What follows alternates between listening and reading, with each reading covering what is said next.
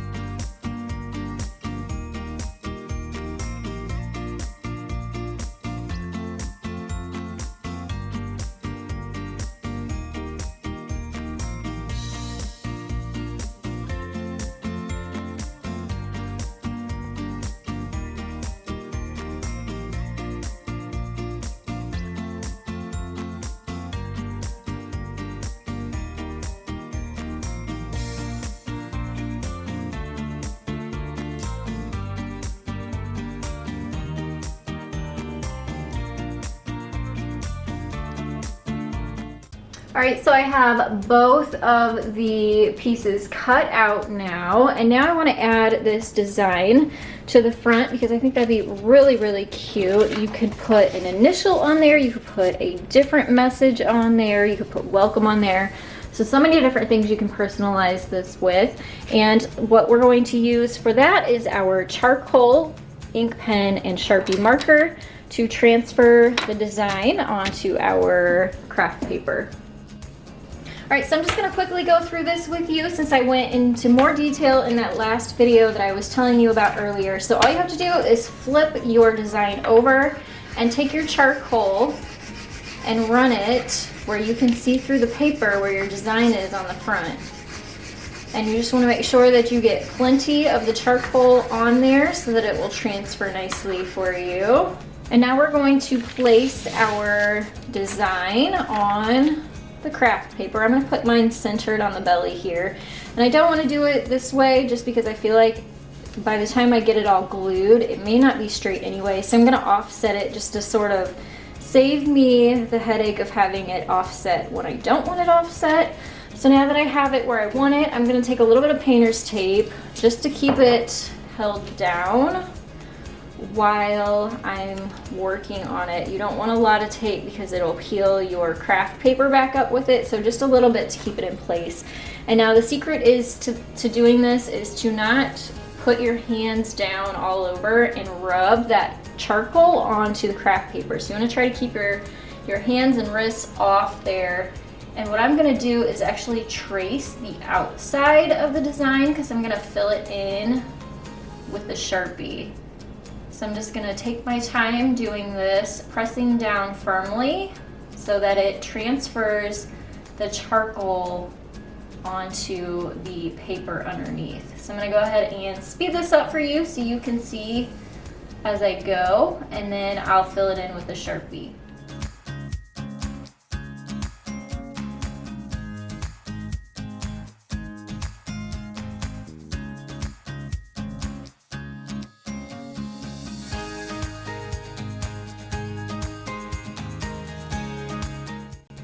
Okay, so you can see on here just a little bit where I had traced the design, and here's what it looks like after it's been transferred on there from all of that charcoal that was put on the back.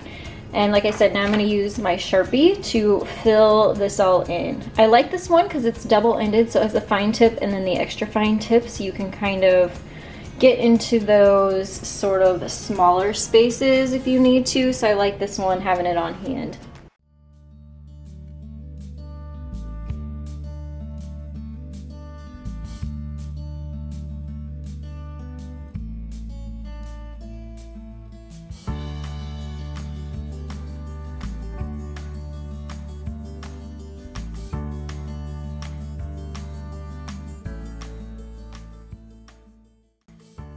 And here is a look at my design. It's not perfect, but it's better than the handwriting that I probably would have ended up with if I didn't use this. So this is kind of a nice version or method to use because vinyl doesn't necessarily work. You could put vinyl on paper, you could, but it's just really hard to get the transfer tape off without ripping up your paper. So this is just kind of a nice alternative.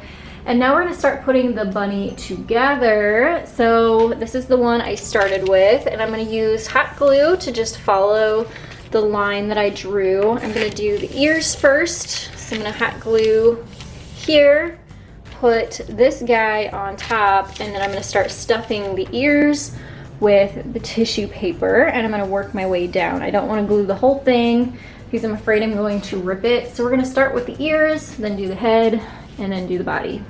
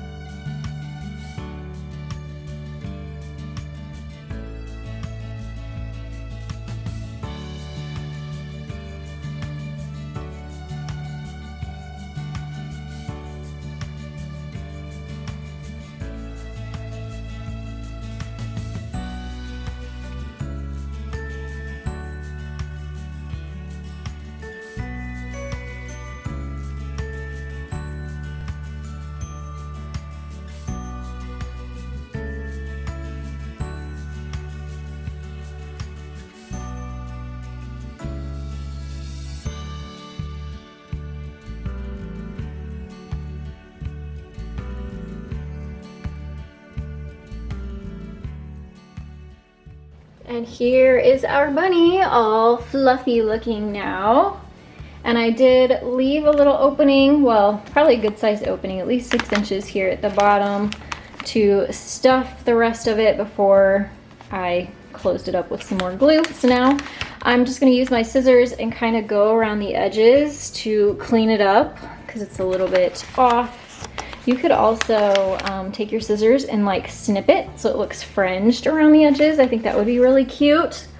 Or you could take some pinking shears and give it sort of that zigzag outline. So whatever you prefer, you can do. I'm just gonna use scissors and trim it up so it's a little more even. And then I'm going to give him a little bow around the neck.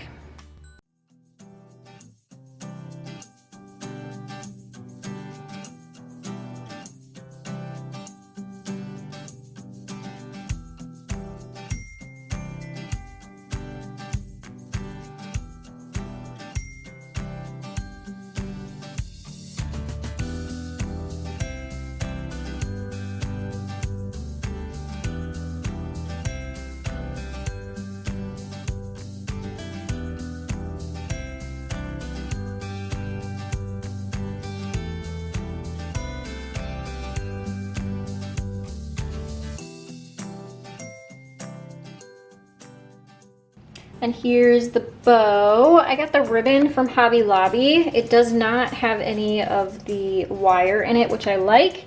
So I just wrapped it around the neck, tied a knot, and then tied a regular tails down, tie your shoe kind of bow. It's really, really simple.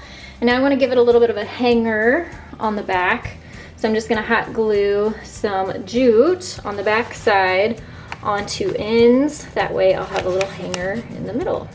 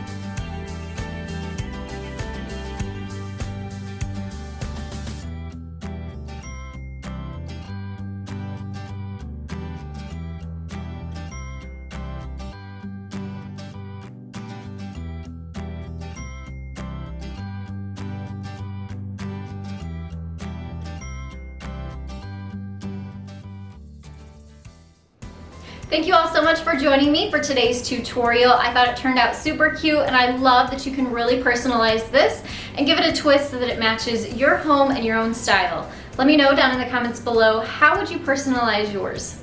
I hope this video inspired you. Make sure to take a second and give it a thumbs up for me. That helps out my channel so very much. You have no idea how much I appreciate all those thumbs up that you all give me. If you aren't already, also hit that subscribe button because I bring you new DIYs, tutorials, and new inspiration every single Monday, Wednesday, and Friday. Thank you all so much again. I'll see you in the next one. Bye, guys.